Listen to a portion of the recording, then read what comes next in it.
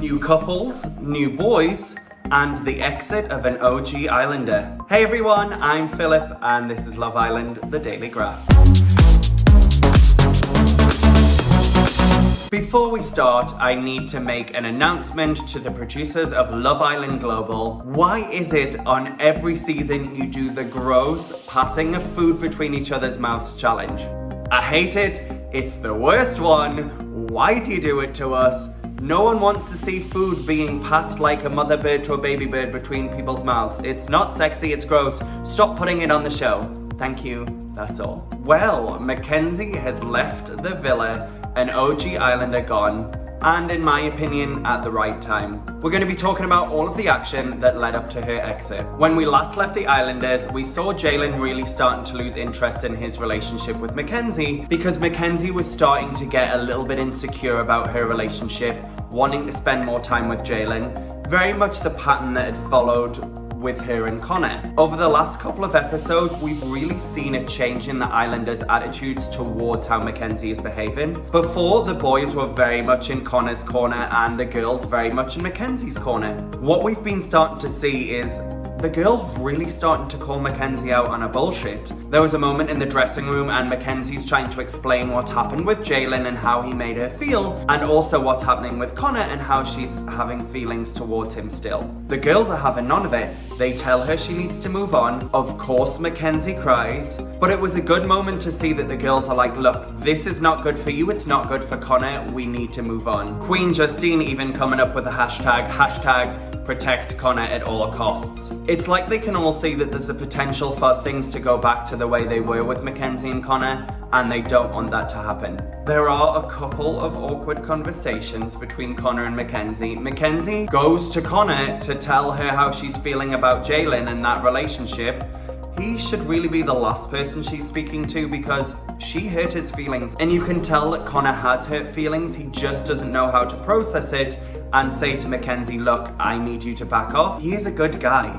And rather than protecting his own feelings, he's thinking about how it might affect Mackenzie. In this week's recoupling, we weren't going to lose an Islander because we have an equal number of Islanders. However, we learned afterwards that it would go to a public vote about which Islander couples were our favourites, which means that the likelihood is 2 are getting the axe. The new couples stand as Carrington and Laurel. I think this is a really great pairing. We're seeing a new side to Carrington, and I've been quite harsh about Carrington, talking about his maturity levels, about whether he's ready for a girlfriend. The way he's behaving with Laurel is how a boyfriend should treat a girl. He's taking her on dates, he's being respectful, and all of the girls, even Kirsten, have acknowledged that Carrington is a different person. So, props to Carrington. I actually hope this relationship really works out. Next up, Johnny and Sally. You all know how I feel about Johnny and Sally. They are currently tied as my number 1 couple, and that's simply because our next couple, Caleb and Justine, are queen and king in my eyes. They had some very cute moments, like saying, you're the Beyonce to my Jay-Z, or you're the John Legend to my Chrissy Teigen, which, yes, we love Chrissy Teigen and John Legend, so yeah, love Caleb and Justine. What was especially heartwarming was during the recoupling when Caleb said, I'm thinking about growing old with this person and thinking about my life outside the villa with them. Caleb and Justine are absolute couple goals. In a later episode, the Islanders are treated to an astrology party. They're given destiny cards. On one of them, they have to ask a question, and then the answer is on one card, and then there is a future prediction for their relationship on the other. The question that Caleb had asked was, are these two falling in love with each other? My whole heart burst. I really love Caleb and Justine, and it's tough for me because, I'm really torn about who I want to be winners at this point. I think Caleb and Justine might be going into that top spot for me. The next couple to recouple was Calvin and Kirsten. I very much had my doubts about this relationship, which proved to be true in the next couple of episodes. Calvin was thrilled to pair up with Kirsten. He had a big smile on his face. Kirsten seemed really happy about it.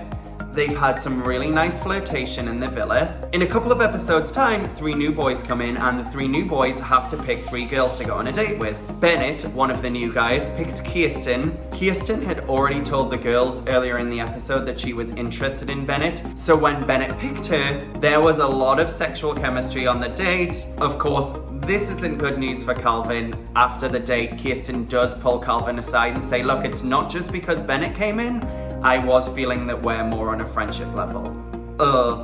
Pied twice in a week, once by Cher when he tried to kiss her and she turned her cheek away, and now with Kirsten, it's not good luck for Calvin, unfortunately. Jalen then picked Cher. I'm not really sure about this relationship. I've seen a different side to Jalen over the last couple of days, and I don't feel like we really know Cher enough to have a judgment on their relationship at the moment. This left Connor and Aaron to pick out of Moira and Mackenzie. Connor and Moira have really spent time getting to know each other, and they've both expressed interest in developing a relationship. So when Connor picks Moira and says this really lovely speech about her, everyone is feeling awkward. It's like, oh, this is really nice, but this is super awkward for everyone who's here. It's then left with just Mackenzie standing as the last girl picked with Aaron. Aaron expresses that he's pleased that he's paired up with Mackenzie. Aaron really expresses what we all think about Mackenzie, both in the villa and on the outside.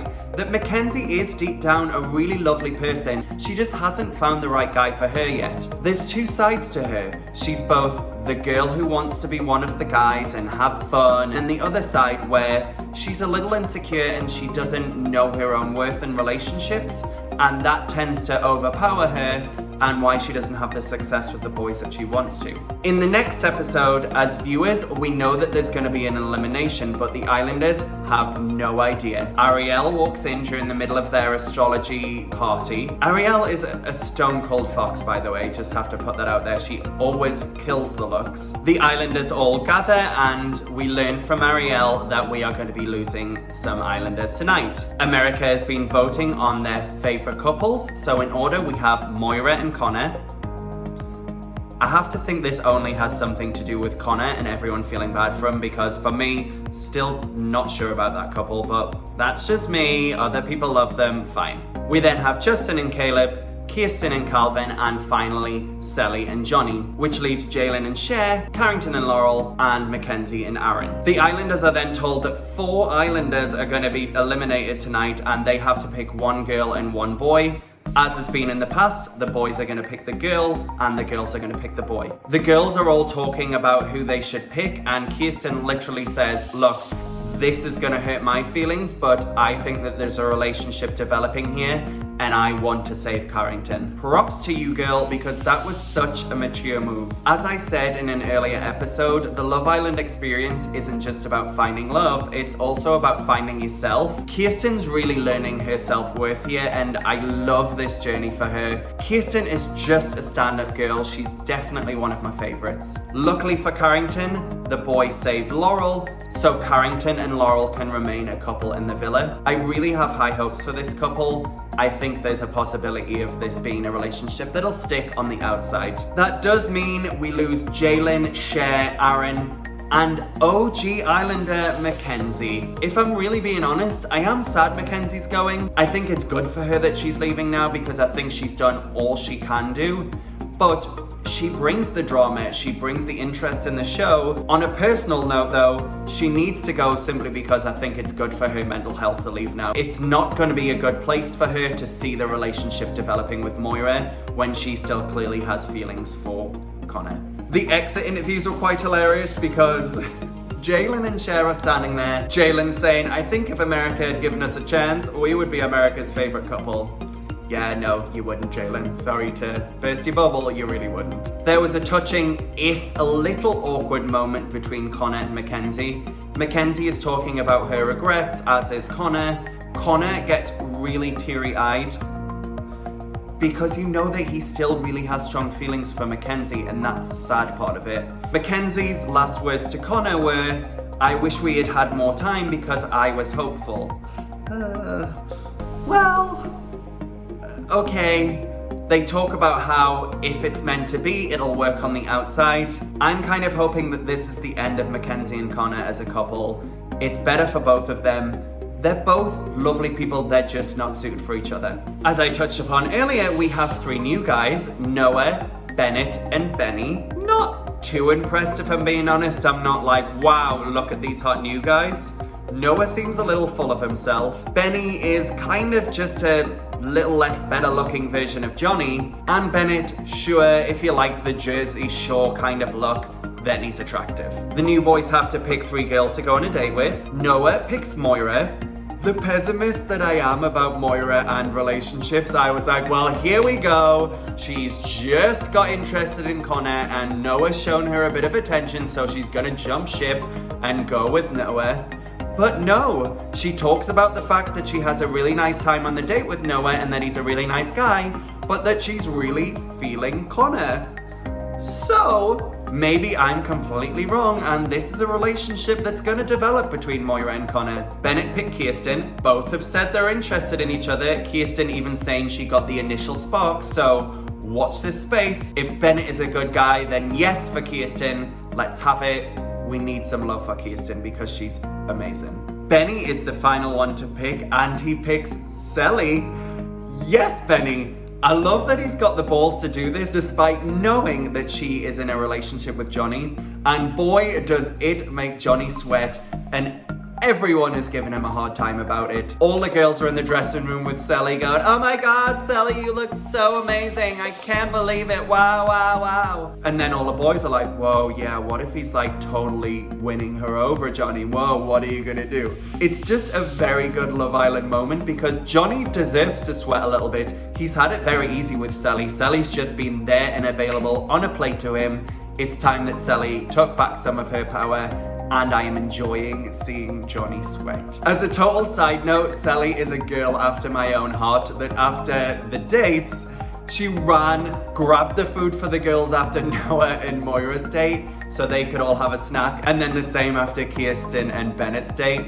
Sally, good on you, because I would grab the food too. The quickest way to my heart is through my stomach. In a preview for the next episode, we see my favorite of all of the challenges is the Twitter challenge. It's where the Islanders read tweets with the names blanked out. And of course, it always stirs the pot in the villa because the Islanders are getting to see what the public are thinking about them. We know for sure that there are gonna be some comments about Johnny's behavior in Casa Amor, because even though he told Sally stuff, he wasn't fully honest. So I am sure that that's gonna come up. So if you wanna hear more Love Island gossip and my opinions on everything that's been going on in the show, make sure to join me back the next time for Love Island, the Daily Graft. You can catch it on Instagram and YouTube.